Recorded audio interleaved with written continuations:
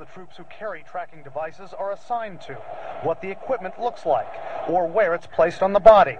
Just about every U.S. military vehicle in Iraq has GPS or another type of electronic tracking device so their commanders can monitor them.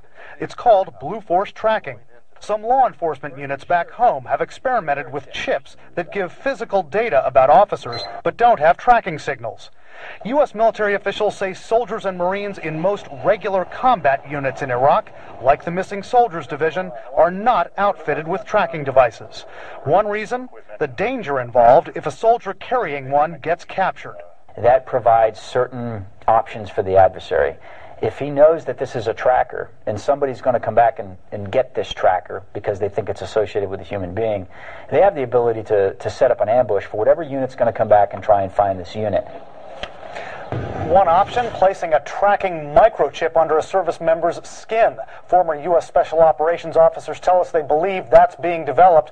Current military officials won't comment on that, Wolf. Yeah, what about the cost, Brian? Is that at all a consideration? It's a big consideration. Just about every former officer I spoke with says the cost of outfitting each combat troop with a tracking device is one of the main reasons they don't have them right now. So when you speak with the various special operations types and others, and I know you've been doing a lot of reporting on this, the pros and cons of having these kinds of tracking devices, what do they say, Brian? Some believe that every service member should have them. Some don't because of the risks we talk about. But others say if they can deal with the cost and pay for all of this, it is worth it not only to track missing troops, but to be able to tell friendlies from enemies on the battlefield. Brian Todd reporting for us. Such devices, by the way, are not just tools for war. They're also tools that could keep all of us and all of our families safe.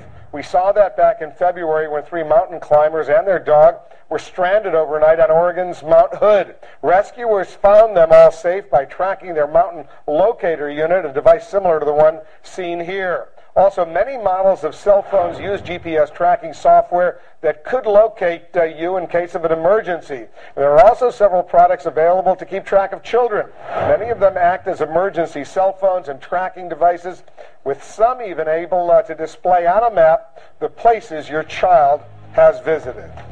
Still ahead tonight in the situation.